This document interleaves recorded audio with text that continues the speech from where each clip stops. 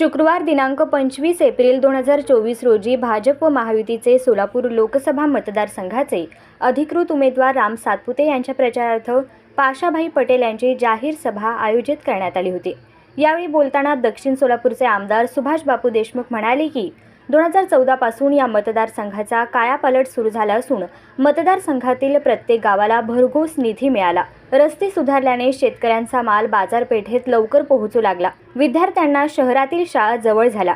त्याबरोबरच दळणवळणाची सोय झाल्यामुळे शेतीपूरक दूध व्यवसायाला चालना मिळाली। सिंचनाचे क्षेत्र वाढत आहे।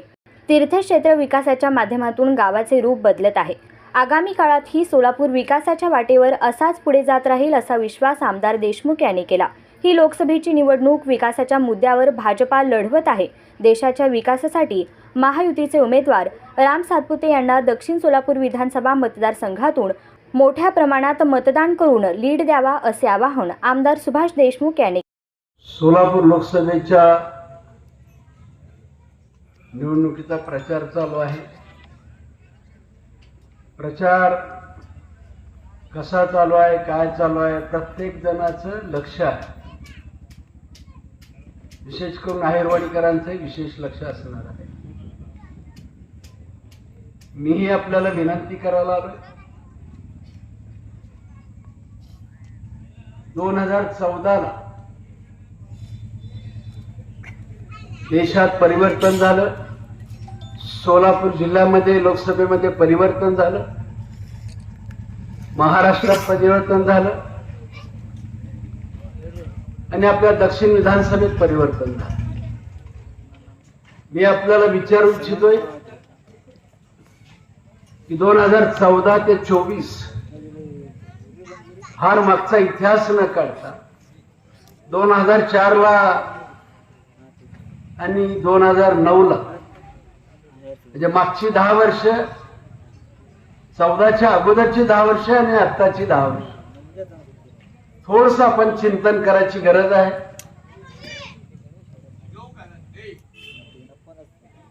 माझा दावा आहे की या 2014 ते 24 असं एकही तालुक्यातलं गाव नाही ज्या गावाला किमान 2 ते 3 कोटी रुपये निधी मिळाला नाही असं कोणतंही गाव नाही। कोणतंही गाव आव्हान आहे। पण यापूर्वीच्या काळात काय असायचं, एक सभागृह मुश्किलनं कुठे एखाद्या समाजाला एक सभागृह दिलं की 5 वर्ष त्या गावाचं काम सांग। किंबहुना रस्त्याची अवस्था आपल्याला माहिती होती तालुक्यातली। 10 वर्षापूर्वी आम्ही जर इथून सोलापूरला जायचं म्हटलं तर रस्ते कसे होते, किती वेळ लागत होता। आता अनेक जणांच्या बुद्धी चातुर्यातून म्हणलं जातं रस्त्याचं काम केलं म्हणजे वैशिष्ट्य काय आहे। खरं आहे, दृष्टी नसलेल्या माणसाला वैशिष्ट्य कसं कळणार। रस्ते ज्यावेळेस चांगले असतात, दळणवळणाचं ज्यावेळेस साधन चांगलं असतं, त्यावेळेस शेतकऱ्याने पिकवलेला भाजीपालाचं पीक असं ते थेट बाजारपेठेला जायला तात्काळ सोय होईल। माझ्या ग्रामीण भागातल्या विद्यार्थ्यांना अनेक ठिकाणी शाळा जिल्हा परिषदच्या 5वी 7वी पर्यंत आहे आणि पुढे जायचं म्हटलं तर सायकलवर जाणं आणि सायकलवर प्रवास करणं ही विद्यार्थ्याला शक्य नव्हतं, कारण रस्त्याची अवस्था वाईट होती। त्याच्यामुळे त्या मुलांना सुद्धा आता रस्त्याची चांगली अवस्था चांगली आहे आणि म्हणून त्या मुलांना सुद्धा आता पुढच्या शिक्षणासाठी जायला सोयीचं झालं। किंबहुना जे रुग्ण आजारी पडतात परंतु तात्काळ सोलापूरला घेऊन जायचे दवाखान्याला, त्या रुग्णाला सुद्धा घेऊन जायचं म्हटलं तर रस्त्याची अवस्था होती आणि कधी मधीच एखाद्यावर दगावल हे सांगता येत नव्हतं, अशी अवस्था होती।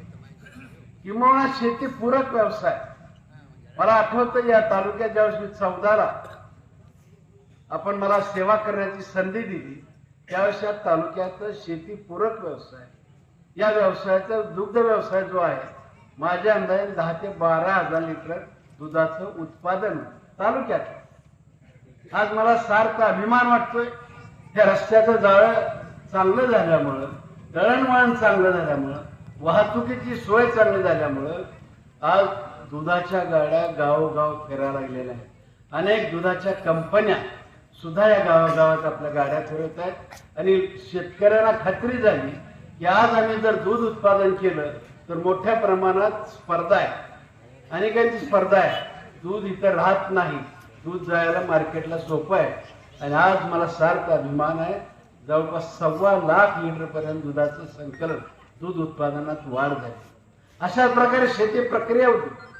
म्हणजे या दळणवळणाच्या साधनामुळं या सर्व सुखसोयी होऊ शकतात. नवीन व्यवसाय करणाऱ्याला सुद्धा एक चांगली संधी मिळत असते, कारण रस्ता नसला की व्यवसाय सुद्धा वाढत नाही. आणि नवीन गुंतवणूक करणाऱ्याला, शेती घेणाऱ्याला ह्या सगळ्या गोष्टी पूरक होत असतात. आणि म्हणून रस्त्याचं जाळं. परंतु काय म्हणतात की रस्त्यामुळे काही फरक पडत, कशामुळे फरक पडतं मलाही काय जरा शोध घ्यायचा. पण मला या निमित्तानं एक टप्पा आपला संपलेला आहे. मोठ्या प्रमाणात रस्त्याचं जाळं, आता शेतापर्यंतचे पानंद रस्ते राहिले ते हळूहळू टप्प्याटप्प्याने करायचं. आता दुसरा जो टप्पा राहिलाय आपला, तो सगळ्यात महत्वाचा.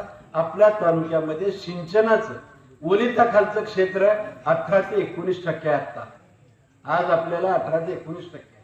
मी बारकाईने विचार करतो आता हे सिंचनाचं क्षेत्र नजीकच्या काळात किमान 25-30% कसं वाढ. कारण सिंचनाचं क्षेत्र वाढलं की ऑटोमॅटिकली बागायतीचं उत्पादन, शेतीचं उत्पादन वाढतंय. आणि शेतीचं उत्पादन वाढलं की स्वाभाविकपणे गावात रोजगाराला खूप मोठी संधी असते. कोणत्या प्रकारचं मग पाणी अडवा, पाणी जिरवाचं काम करायचं असं, जलसंधारण म्हणजे ज्या ठिकाणी आपल्याला आठवत असं वडापावचं बॅरेजेस असेल, हे सुद्धा आपण एक नव्यानं करून घेतलेलं आहे, जी आपली मागणी नव्हती. त्याच्यामुळे थोडं सिंचन वाढणार आहे. किंबहुना वडापूर बॅरेजेसचं सुद्धा आता तांत्रिक मान्यता झालेली आहे, प्रशासकीय मान्यता या अलीकडच्या काळात होणार आहे. या फार मागचा इतिहास न काढता 2004 आणि 2009 म्हणजे मागची 10 वर्ष, 14च्या अगोदरची 10 वर्ष, माझा दावा आहे की या 2014 ते 24 असं एकही तालुक्यातलं गाव नाही ज्या गावाला किमान 2 ते 3 कोटी रुपये निधी मिळाला नाही, असं कोणतंही गाव नाही, कोणतंही गाव.